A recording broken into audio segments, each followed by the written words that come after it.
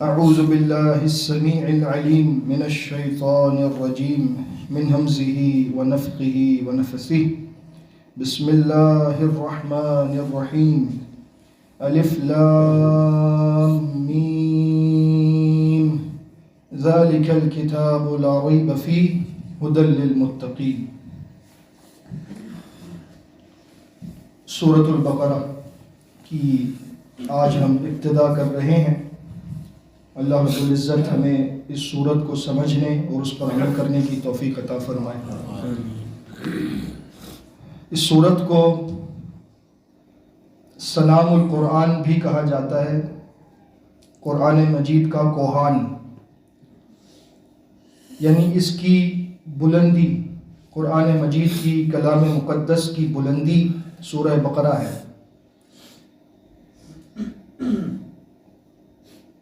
قرآن مجید میں کل 114 صورتیں ہیں، جن میں سے 87 مکی صورتیں ہیں، مکہ مکرمہ میں نازل ہوئی، اللہ کے رسول صلی اللہ علیہ وسلم کی ہجرت سے پہلے نازل ہوئی، اور 27 صورتیں 27 یہ ہیں مدنی صورتیں جو مدینہ منورہ میں جانے کے بعد نازل ہوئی۔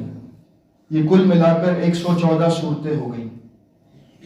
مکی صورتوں میں زیادہ تر عقائد، توحید، فکر آخرت اور اخلاقی معاملات پر گفتگو ہوئی ہے، اور مدنی صورتوں میں ان چیزوں کے ساتھ مسائل، احکامات اور شریعت کے اتمام پر بات ہوئی ہے۔ مکی صورتوں میں انبیاء علیہ السلام اور گزشتہ اقوام کے قصص پر بہت زیادہ بات ہوئی ہے، تاکہ اس کے ذریعے مکہ کے لوگوں کو ڈرایا جا سکے کہ جب تم سمجھتے ہو کہ تم طاقت کے بلبوتے پر ہماری بات کا، ہماری کتاب کا، ہمارے نبی کا انکار کر سکتے ہو، تو ہم نے تم سے پہلے تم سے طاقتور لوگوں کو تباہ کیا ہے، تم کیا چیز ہو۔ مدنی صورتوں میں بھی اسلوب اسی طرح سے ہے، لیکن پھر خطاب مکہ کے لوگوں کے علاوہ اب ساری دنیا سے شروع ہو جاتا ہے، کیونکہ پھر جہاد شروع ہو چکا ہوتا ہے، اور اللہ رب العزت اپنے نبی صلی اللہ علیہ وسلم، آپ کے اصحاب رضوان اللہ علیہ مجمعین اور ساتھیوں کو اس بات کی طرف برانگیختہ کرتا ہے، ہمت دلاتا ہے کہ تم اللہ کے راستے میں لڑو، میں تمہارے ساتھ ہوں۔ سورہ بقرہ کی فضیلت پر بہت ساری احادیث موجود ہیں، خصوصاً یہ روایت جو صحیح بخاری میں ہے کہ اپنے گھروں کو قبرستان نہ بناؤ، اپنے گھروں کو قبرستان نہ بناؤ، بلکہ اپنے گھروں میں قرآن کی تلاوت کیا کرو۔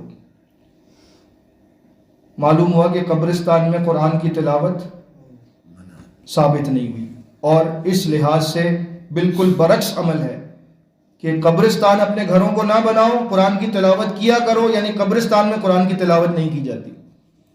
ہمارے ہاں گھروں میں تلاوت کا رجحان کم ہو چکا ہے، قبرستان پر جا کر قبروں پر تلاوت کرنا شروع ہو گئی۔ ہر کام الٹ کرنا ہے، جو نہیں بتایا گیا وہ کرنا ہے، جو بتایا گیا وہ نہیں کرنا ہے۔ تو اپنے گھروں میں قرآن کی تلاوت کیجئے، ان کو وحشت سے پاک کیجئے، خوف سے پاک کیجئے، اور آگے سنیے حدیث میں کیا لکھا ہے۔ ان الشیطان ینفر من البیت الذی تقرأ فیہ سورۃ البقرہ، جس گھر میں سورہ بقرہ کی تلاوت کی جاتی ہے اس گھر سے شیطان بھاگ جاتا ہے۔ ہمارے گھروں میں لڑائی جھگڑے، فساد، بے برکتی، پریشانی، غم، یہ ساری بیماریاں جو لاحق ہیں، اس کی سب سے بڑی وجہ یہ ہے کہ ہم گھروں میں قرآن کی تلاوت نہیں کرتے، خصوصاً سورہ بقرہ۔ اس کا معمول بنائیں۔ ٹھیک ہے طویل سورت ہے، قرآن کی سب سے طویل سورت ہے، لیکن کم از کم اس کا کچھ حصہ تو پڑھ سکتے ہیں، کچھ حصہ ضرور پڑھیں۔ اپنے گھر میں بچوں کو اس بات پر پابند کریں۔ مثال کے طور پر اگر گھر میں 5 افراد ہیں تو بھائی 2 صفحے آپ پڑھ لیں، 2 صفحے آپ پڑھ لیں، اس طرح سے اس کو تقسیم کر دیں کہ بھائی اپنی اپنی ذمہ داری لے لو۔ روزانہ سورہ بقرہ کی تلاوت ہونی چاہیے، آپ اس کی فیض و برکات خود محسوس کریں گے اپنے گھر میں انشاءاللہ۔ اس چیز کی پابندی اپنے اندر پیدا کریں، اور اس کے ثمرات سے آپ لطف اٹھائیں گے، اپنی زندگی میں آپ کو ایک سکون محسوس ہوگا، کیونکہ گھر سے شیطان بھاگ چکا ہوگا انشاءاللہ۔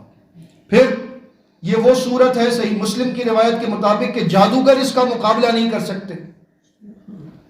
جادوگروں میں یہ طاقت ہے ہی نہیں کہ سورہ بقرہ کے سامنے کھڑے ہو سکیں. اور آج کے معاشرے کا بہت بڑا مسئلہ یہ ہے کہ یہاں پر کوئی حاسد کسی پر جادو کروا دیتا ہے, کوئی دشمن جو ہے وہ کسی کو جا کر کچھ کہہ دیتا ہے, اس کو یہ تعویذ کرا دو, اس کے ساتھ یہ کر دو, اس کے ساتھ وہ کر دو. سارے اعمال یہ کفریہ شرکیہ معاملات لیکن ہمارے معاشرے کا حصہ بن چکے ہیں کیونکہ ہم دین سے دور ہیں. ہمارے یہاں خصوصاً میں نے کراچی میں تو بہت دیکھا ہے, دیواروں پر لکھا ہوتا ہے کہ پسند کی شادی کرنی ہو, مطلب کی نوکری چاہیے ہو, جو بھی کام کرنا ہو فلاں بابا کے پاس آ جائے آپ کا کام ہو جائے گا. یہ کون سی بات ہے؟ یہ کس دین میں ہے کہ کون سا بابا آپ کا کام کروا سکتا ہے؟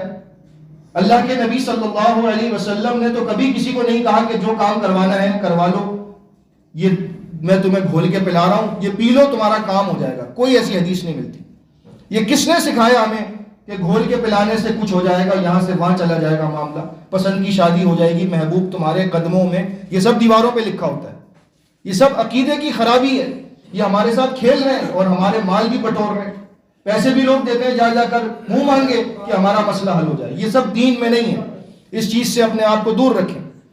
اس کے بعد نبی صلی اللہ علیہ وسلم کی بہت پیاری حدیث صحیح بخاری اور صحیح مسلم کی کہ سورہ بقرہ اور سورہ آل عمران قیامت کے دن اس صورت میں آئیں گی کہ جیسے وہ دو صاحبان ہیں یا پرندوں کے دو جھرمٹ ہیں, اپنے پڑھنے والوں پر سایہ کریں گی. کب؟ قیامت کے دن کوئی سایہ نہیں ہوگا, معلوم ہے آپ کو, سوائے رب کے عرش کے سائے کے, اور اللہ رب العزت جس چیز کو سایہ دار بنانا چاہے اس کے سائے کے. تو قیامت کے دن سورج جو ہے وہ سوا نیزے پر ہوگا.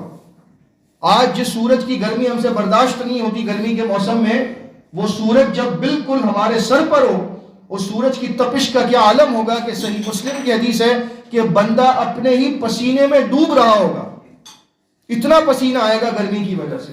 ایسے میں اللہ رب العزت سایہ عطا فرما دے اور ان دو صورتوں کا سایہ مل جائے, حتیٰ کہ ان کا سایہ اس قدر وسیع ہے اور ان کے فیض و برکات اس قدر زبردست ہیں کہ یہ صورتیں اللہ کے سامنے حجت پیش کریں گی کہ اے رب, اس شخص نے, اس بندے نے مجھے اپنا پابند اس طرح بنا کر رکھا کہ میری تلاوت کیا کرتا تھا, اس کی بخشش فرما دے. اور جس کی بخشش کی دعا یا سفارش قرآن کر دے اس کی بخشش رد نہیں ہوتی. تو لہٰذا اس صورت سے محبت کیجیے. عائشہ صدیقہ رضی اللہ تعالیٰ عنہ فرماتی ہیں, صحیح بخاری میں ہے کہ یہ صورت اس وقت نازل ہوئی اور سورہ آل عمران جب میں اللہ کے نبی صلی اللہ علیہ وسلم کے پاس موجود تھی. یعنی یہ مدینہ منورہ کی بات ہے, یہ مدنی صورت ہے.